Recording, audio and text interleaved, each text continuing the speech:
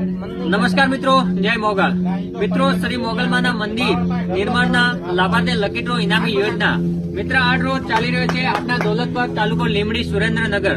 અને મિત્ર આ ડ્રો ખોલવાનો છે તારીખ 15/2/2025 ના રોજ, એટલે કે એક જ દિવસ બાકી રહ્યો છે.